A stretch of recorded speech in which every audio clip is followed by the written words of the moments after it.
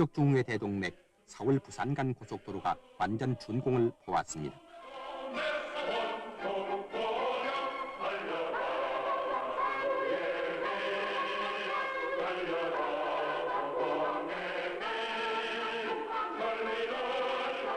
(1968년 2월 1일) 착공해서 연인원 892만 8천여 명과 물도의료 등 각종 장비 165만여 대가 투입돼 순수한 우리 돈 우리 기술로 가장 싼 값으로 가장 빨리 완공을 보아 1970년 7월 7일 드디어 그 개통을 보게 된 것입니다.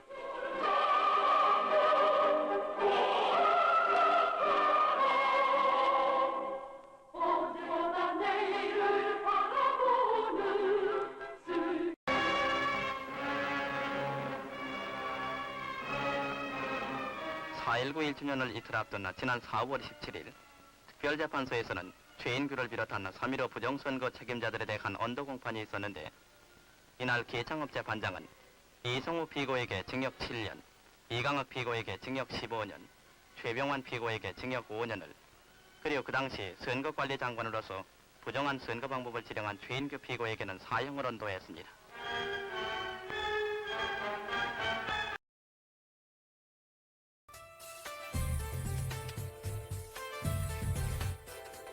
자, 오늘 저희가 같이 한번 깊이 파볼 자료 뭉치가 있는데요. 여러분께서 보내주신 이 자료들, 바로 캠트레일 그리고 인공적인 날씨 조작, 이 주제를 다루고 있습니다. 네, 이게 특정 관점에서 보면 이런 현상들을 건강 문제나 아니면 좀 더 큰 어떤 숨겨진 의도, 이런 것들과 연결을 짓고 있더라고요. 그래서 저희의 임무는 이 자료들이 뭘 주장하는지, 또 어떤 근거를 드는지 이걸 좀 명확하게 파악하고 이해해보는 겁니다. 네, 맞습니다. 오늘 다룰 내용들의 어떤 핵심 얼개를 먼저 좀 잡아보면 좋을 것 같은데요. 자료들이 주장하는 바에 따르면 보통 우리가 보는 비행운하고 캠트레일이라고 부르는 것, 이 둘 사이에는 뭔가 명확한 차이가 있다, 이런 얘기고요. 아, 차이점이 있다. 네. 그리고 이 캠트레일에는 중금속 같은 특정 성분들이 들어있다, 이렇게 주장을 합니다. 더 나아가서는 날씨를 통제한다거나 건강에 영향을 준다거나 심지어 오지 기술과 관련이 있다, 인구 통제다, 이런 식의 어떤 숨겨진 목적이 있다는 주장까지 이어지죠. 이야기가 점점 커지네요. 그렇죠. 그리고 이걸 뒷받침한다고 제시하는 증거들도 있어요. 예를 들면 자석에 먼지가 붙는다거나 특정 시점에 내린 빗물을 분석했더니 뭐가 나왔다거나 아니면 좀 평소랑 다른 이상한 구름 모양 같은 것들이요. 이런 것들을 좀 자세히 들여다볼 필요가 있습니다. 저희는 이제 이 자료들의 주장을 가능한 있는 그대로 좀 중립적으로 전달하는 데 집중하려고 합니다. 좋습니다. 그럼 하나씩 한번 풀어가 보죠. 우선 이 자료들, 우리가 보통 보는 비행운하고 캠트레일이라는 걸 어떻게 다르게 보고 있나요? 그 구분점부터 좀 짚어주시죠. 네, 자료에 따르면 가장 큰 차이점은 그 지속 시간이랑 형태 변화예요. 아, 얼마나 오래 남느냐. 그렇죠. 일반적인 비행운은 주로 이제 얼음 결정이니까 비교적 빨리 사라지거나 그냥 흩어지잖아요. 네, 그렇죠. 금방 없어지죠. 근데 캠트레일이라고 주장하는 거는 하늘에 오랫동안 남아있다는 거예요. 그리고 서서히 옆으로 이렇게 퍼지면서 넓은 막이나 어떤 인공적인 구름층 같은 걸 형성한다, 이렇게 설명을 합니다. 그냥 선이 아니라 면이 된다는 거네요. 맞습니다. 심지어는 이게 자연구름보다 더 낮은 고도에 생겨서 태양빛을 직접적으로 가리는 역할까지 한다, 이렇게 지적하기도 하고요. 흥미롭네요. 태양빛을 가린다? 이 부분은 혹시 빌 게이츠 같은 사람들이 언급했던 태양-지구공학?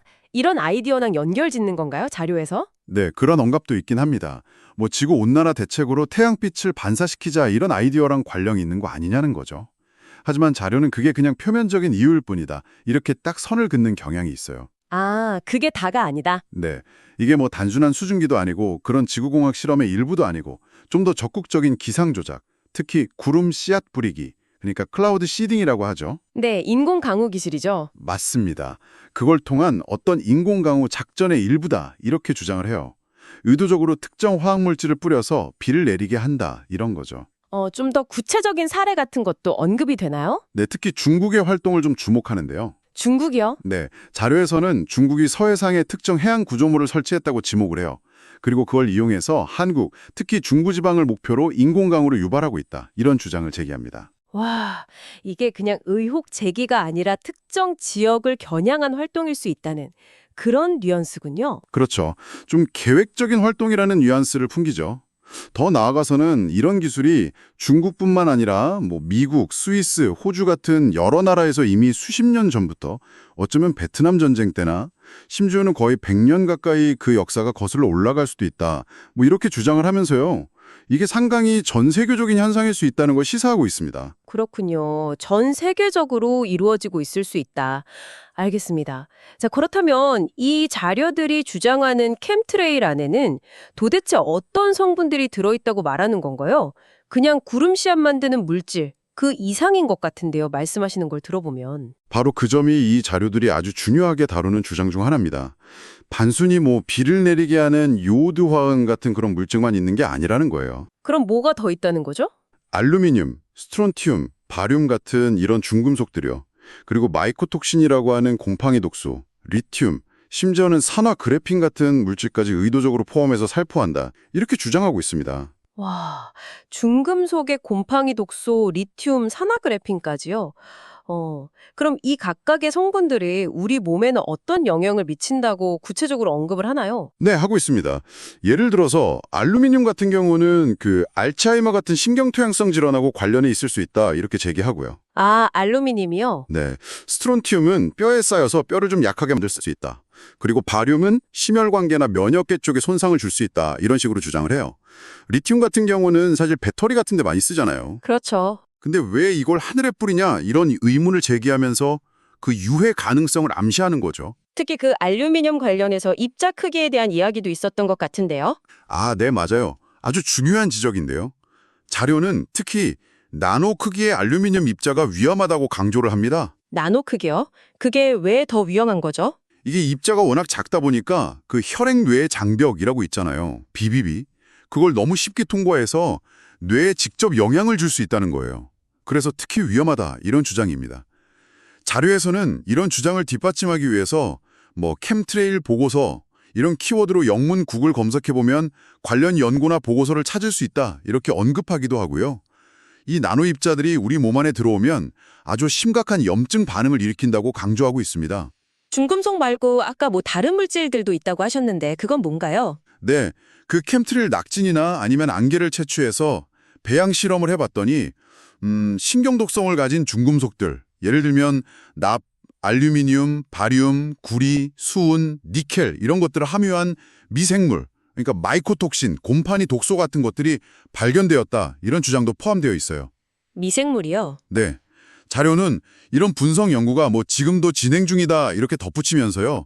이게 단순히 화학 물질을 뿌리는 걸 넘어서 어떤 생물학적인 유해 요소까지 포함될 수 있다. 이런 가능성을 제기하는 거죠.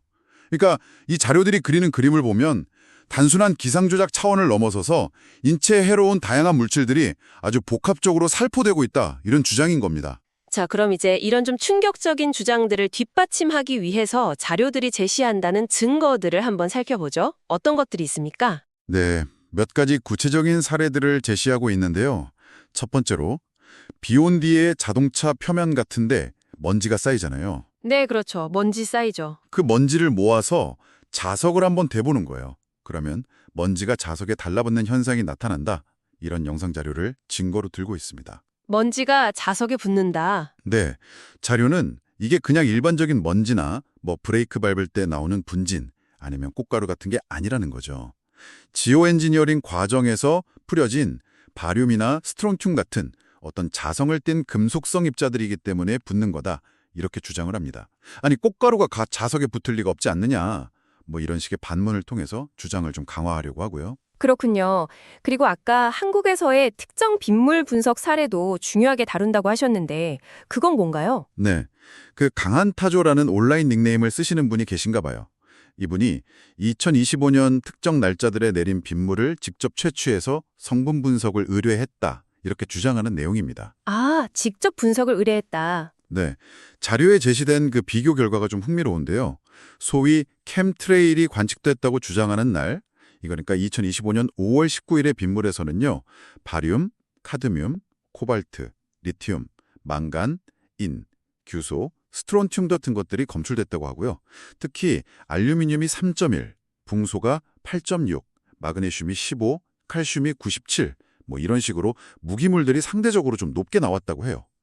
근데 분석 결과 단위가 명확하게 나와 있지는 않네요. 네. 반면에 캠트레일이 관측되지 않았다고 주장하는 날 6월 15일 빗물에서는 아주 극소량의 나트륨, 칼슘, 규소 요 정도만 발견되었다. 이렇게 비교하면서 주장을 하고 있습니다. 상당히 구체적인 수치를 제시하고 있네요. 그럼 이 분석 결과를 통해서 자료가 말하고 싶은 건 뭔가요? 이 자료는 이 두 시점의 빗물 성분 차이가 그냥 우연히 생긴 게 아니다 이겁니다. 아, 우연이 아니다. 네. 캠트레일 살포 활동과 빗물 속에 들어있는 특정 무기물 농도 사이에 직접적인 연관성이 있다는 걸 보여준다. 이렇게 주장하는 거죠. 그러니까 하늘에 뭔가를 뿌렸고 그게 비에 섞여서 내려왔다는 주장을 뒷받침하는 뭔가 측정 가능한 데이터다. 이런 입장입니다. 알겠습니다. 그럼 시각적인 증거, 눈으로 보이는 증거로는 또 어떤 것들을 제시하고 있습니까? 주로 좀 특이한 형태의 구름 사진이나 영상들을 많이 제시해요. 예를 들면 그 유방 모양을 닮았다고 해서 유방온 메마투스 클라우드라고 부르는 구름 있잖아요. 아, 네네, 본 것 같아요. 그리고 또 거칠고 좀 혼란스러운 파도 모양의 운둘라투스 아스페라투스 구름 같은 것들이요. 자료는 이런 구름들이 자연적으로 생기기는 좀 어려운 부자연스러운 모습이라고 주장을 해요. 특히 우리나라의 그 전통적인 높고 푸른 가을 하늘에서 보던 그런 구름하고는 다르게 매우 낮은 고도에 넓게 깔리는 경향이 있다. 이렇게 지적하기도 하고요. 아, 구름의 고도나 형태가 부자연스럽다. 그리고 하늘이 계속 흐리다는 주장도 있었던 것 같은데요. 네, 맞아요. 특정 시점 이후로는 맑은 하늘 보기가 너무 힘들어졌다. 하늘 전체에 뭔가 얇은 막이 씌워진 것처럼 계속 뿌옇고 답답한 날이 이어진다. 이런 좀 주관적인 관찰 결과도 제시합니다. 네. 마치 뭐 햇빛을 차단하는 인공적인 천재이라도 생긴 것 같다. 뭐 이런 묘사까지 등장을 하고요. 추가적으로는 미국 콜로라도에서 내린 눈을 녹인 물에 자석을 댔더니 물속에 있던 검은 입자들이 자석을 따라서 막 움직이는 영상 같은 것도 이런 금속성 물질 살포 주장을 뒷받침하는 증거로 제시되고 있습니다. 그러니까 종합해 보면 자석 테스트, 빗물 분석, 그리고 좀 비정상적인 구름 형태나 대기 상태 관찰 이런 것들을 통해서 캠트레일이나 관련 물질 살포가 실제로 일어나고 있다. 이렇게 주장하는 거군요. 네, 그렇습니다. 좋습니다. 자, 그렇다면 이 자료들이 제시하는 가장 핵심적인 질문으로 한번 넘어가 보죠. 도대체 왜 이런 일들이 벌어지고 있다고 주장하는 걸까요? 그 숨겨진 목적 혹은 뭐 아젠다라고 할까요? 그건 뭐라고 설명합니까? 바로 이 지점에서 자료는 굉장히 광범위하고 어쩌면 좀 충격적일 수 있는 그런 주장들을 펼칩니다. 소위 딥스테이트나 신세계 질서, 뉴월드 오더를 추구하는 어떤 비밀 세력이 배후에 있다. 이렇게 보고요. 이들이 여러 가지 복합적인 동기를 가지고 이 캠트레일 살포와 기상 조작을 하고 있다. 이런 주장입니다. 여러 가지 동기요. 구체적으로 어떤 것들을 지목하나요? 네, 몇 가지 예를 들어보면요. 첫째는 우리 인류가 이런 독성 물질에 노출됐을 때 얼마나 견딜 수 있나, 어떤 영향을 받나 이런 걸 알아보려는 어떤 대규모 인체 실험의 일환이다. 이런 주장이 있습니다. 인체 실험이요? 네. 둘째는 뭐 질병을 유발하거나 생식 능력을 떨어뜨리거나 해서 장기적으로 인구를 줄이고 통제하려는 목적, 그러니까 인구 통제죠. 그런 목적이 있다는 주장도 제기됩니다. 뭔가 기술적인 목적과 관련된 주장도 있었던 것 같은데요. 아, 네. 세 번째로는 그 5G 통신 기술의 효율을 높이기 위해서요. 대기 중에 전도성을 가진 입자들을 뿌려서 인위적으로 전파 환경을 만들려고 한다. 이런 주장이 있어요. 아, 5G 때문에요? 네. 근데 이 과정에서 우리 건강이 나빠지는 건 뭐 부수적인 결과일 수도 있고 어쩌면 의도된 걸 수도 있다. 이렇게 덧붙이기도 하고요. 네 번째로는 날씨 자체를 통제해서 가뭄이나 홍수를 일으켜서 특정 지역을 공략한다거나 아니면 뭐 농작물 가격을 조작하거나 심지어 시위를 강제로 해산시킨다거나 아니면 기후변화를 핑계로 탄소세 같은 새로운 세금을 매기려 한다거나 뭐 이런 다양한 목적으로 날씨를 조작할 수 있다고 주장합니다. 목적이 정말 다양하네요. 그리고 건강과 직접 관련된 목적도 다시 한번 강조되는 것 같아요. 맞습니다. 다섯째로 그 인공적인 구름충으로 햇빛을 가려서 사람들이 비타민 D를 충분히 못 만들게 하고 동시에 뿌려진 중금속에 중독시켜서 면역력을 떨어뜨리고 각종 질병에 취약하게 만들려는 의도가 있다. 이런 주장입니다. 비타민 D 부족과 중금속 중독. 그렇죠. 즉 자료에 따르면 이런 행위들은 그냥 단편적인 사건들이 아니라는 거예요. 매우 치밀하게 계획된 여러 층위의 목적을 가진 아주 장기적인 프로젝트다 이렇게 보고 있는 겁니다. 그럼 이 모든 주장들을 관통하는 더 큰 그림, 이걸 자료는 뭐라고 제시하나요? 이 자료들은 이런 개별적인 목적들이 결국에는 소위 엘리트 세력에 의한 전 지구적인 통제 시스템 구축이라는 더 큰 그림의 일부다. 이렇게 주장을 해요. 전 지구적 통제 시스템. 네. 아까 말씀드린 중국의 서해 활동 의혹 같은 것도 결국 이런 거대한 글로벌 의자와 연결을 시키고요. 특히 한국, 그중에서도 수도권을 겨냥한 어떤 특정 목적이 있을 수도 있다. 이런 가능성까지 제기합니다. 이야기가 정말 거대해지네요. 마지막으로 자료는 그럼 이런 상황에 대해서 우리가 어떻게 해야 한다고 뭐 그런 이야기도 하나요? 네, 합니다. 자료는 이런 모든 행위들이 우리 일반 대중들은 전혀 모르게 동의 없이 비밀리에 진행되고 있다. 이 점을 아주 강조해요. 그러면서 영화 매트릭스의 그 유명한 비유를 들죠. 우리가 파란 약을 먹고 그냥 이 가짜 현실에 안주할 게 아니라 빨간 약을 먹고 좀 불편하더라도 진실, 예를 들면 가짜 하늘, 가짜 구름, 보이지 않는 위협 같은 것들, 이런 걸 직시하고 여기에 저항해야 한다. 이렇게 강력하게 촉구합니다. 빨간 약을 먹어라. 그렇죠. 지금 우리가 스스로 현실을 제대로 보고 변화를 만들지 않으면 우리 다음 세대, 미래 세대들도 결국 이런 통제된 환경 속에서 살아갈 수밖에 없다. 이렇게 경고하면서 마무리를 합니다.